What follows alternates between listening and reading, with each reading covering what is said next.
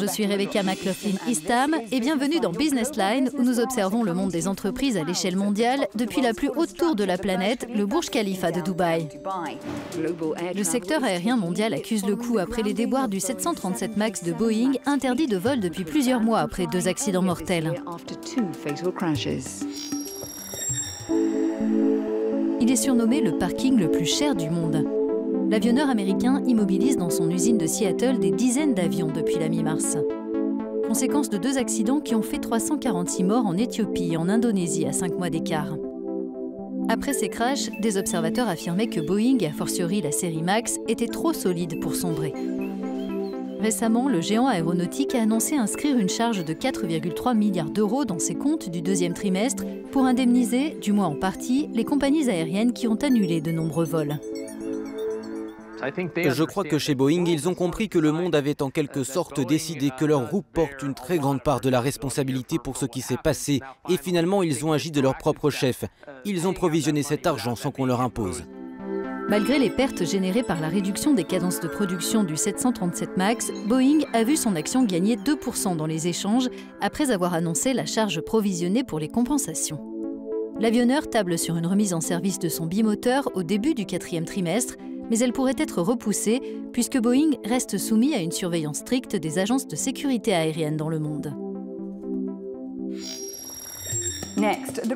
Changeons de sujet. La numérisation de nos sociétés ne se déroule pas toujours sans heurts. D'après le Pulse Report, près de 70% des cadres supérieurs ici au Moyen-Orient estiment que le passage au numérique et la cybersécurité représentent les plus grands défis auxquels leur entreprise est confrontée. Dans ce cas, comment faire pour les relever ? Nous en parlons avec Alia Al-Zarouni du Centre financier international de Dubaï. Le grand enseignement de cette enquête sur l'attitude des cadres de direction en matière de développement et de formation au sein des entreprises, c'est le fait que la cybersécurité, le big data et la transformation numérique représentent aujourd'hui les toutes premières priorités des dirigeants à l'échelle mondiale. Mais en réalité, c'est encore plus le cas au Moyen-Orient, ce qui est surprenant. Le deuxième enseignement de cette étude, c'est que la formation des cadres reste essentielle. Les entreprises estiment que les prestataires en la matière doivent se réinventer, transformer leurs programmes pour s'assurer que ceux-ci répondent à leurs besoins actuels et futurs. Il y a encore des efforts à faire dans ce domaine. L'enquête évoque les défis que les dirigeants doivent relever au Moyen-Orient. Mais si on prend le cas des Émirats arabes unis, comment le pays s'en sort-il par rapport aux autres dans la région ? Il faut vraiment qu'il évolue plus vite. Et l'une des raisons à cela, c'est peut-être que nous avons dû rattraper notre retard dans la transformation numérique. Évidemment, quand les systèmes sont de plus en plus développés, il y a de plus en plus de données sur Internet, sur les clouds et les serveurs, et cela pose des questions de cybersécurité. On doit protéger nos données.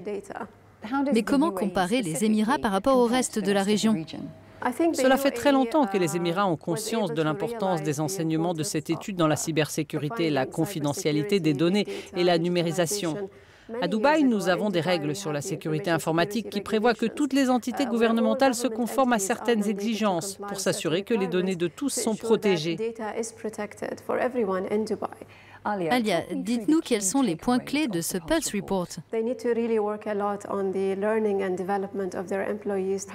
Les cadres dirigeants doivent vraiment travailler sur la formation et l'évolution de leurs employés. Tous les contrôles au niveau de vos systèmes informatiques ne seront efficaces que si vos collaborateurs savent comment agir face à de telles situations. Il est essentiel pour une entreprise de se développer sur la durée, mais le capital humain est tout aussi important. Les collaborateurs peuvent se former les uns les autres. C'est ce que nous faisons au Centre financier international de Dubaï. Nous avons aussi des formations pratiques, un programme de tutorat qui est très important pour évoluer et des séances d'e-learning de plus en plus perfectionnées qui donnent de bons résultats. Ce qui est impressionnant, c'est que vous avez commencé votre carrière en tant que développeuse informatique. Est-ce difficile pour une femme de travailler dans ce secteur ? J'ai travaillé dans le développement informatique pendant 3 ans et même si je détestais cela à l'époque, cela m'a donné un avantage. Cela m'a permis d'évoluer au sein du centre parce que tout ce qu'on fait aujourd'hui a un lien avec l'automatisation, que vous soyez dans le service achat technologique ou dans le département des services directs aux clients. Donc le fait d'avoir été développeuse, cela m'a m'a vraiment permis de connaître la logique de ces processus. Quand j'ai commencé dans ce domaine il y a des années, c'était un secteur dominé par les hommes. Mais aujourd'hui, on peut voir en particulier dans les Émirats que de nombreuses femmes dirigent des services dédiés aux technologies de l'information, ce qui est remarquable. Pour finir, la confidentialité des données est un sujet sensible. Dans quelle mesure les entreprises passent-elles la ligne rouge quand elles collectent nos informations personnelles? Posons la question à un spécialiste, Jonathan Lacoste. Nous sommes au sommet de l'intelligence artificielle à Dubaï avec Jonathan Lacoste, cofondateur de Jebit. Merci pour cette interview. Merci à vous. L'idée derrière Jebit, c'est que dans le marketing numérique, quel que soit le site où vous allez et le mail que vous recevez, tout devient plus personnalisé. On essaie de vous connaître mieux grâce à vos données comportementales et transactionnelles. On analyse tout ce sur quoi vous avez cliqué et tout ce que vous avez acheté pour essayer de prévoir ce qui pourrait vous intéresser. Et Jebit adopte l'approche suivante. Pourquoi ne pas simplement vous poser la question à vous? Nous avons conçu une technologie qui permet aux marketeurs de faire cela et ensuite d'intégrer les données recueillies à leur stratégie d'intelligence artificielle dédiée à la personnalisation. Quelles sont les considérations éthiques selon vous? C'est la question clé. Quand une entreprise vous demande votre consentement sur son site, mais qu'ensuite cette information est transmise à 3 autres technologies dans la publicité et le marketing qui vous envoie un mail pertinent ou une annonce personnalisée, et souvent il y a des dizaines d'intervenants dans ce processus, alors cela devient très compliqué de déterminer qui assure le contrôle et qui traite les données. Quelles sont les applications technologiques émergentes qui vous enthousiasment le plus? Dans le marketing, il y a très peu d'applications de l'intelligence artificielle qui ont été développées à une certaine échelle. Simplement, en tant que consommateur, je suis admiratif des avancées dans la conduite des véhicules autonomes. Tesla a pris une longueur d'avance dans ce domaine. Récemment, Elon Musk a annoncé qu'à la fin de l'année prochaine, il proposera des robots taxis. Après avoir garé votre Tesla pour aller au travail, elle sera capable de se déplacer et de prendre en charge d'autres personnes. Quand je vois l'intelligence artificielle présente à bord, je suis impressionné par la manière dont cette entreprise est capable d'envoyer des mises à jour qui améliorent sans cesse ses voitures, alors que les modèles qui ne le permettent pas se déprécient avec le temps.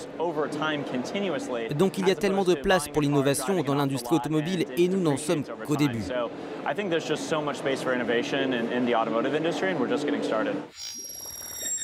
C'est la fin de cette édition de Business Line. C'était Rebecca McLaughlin-Eastham.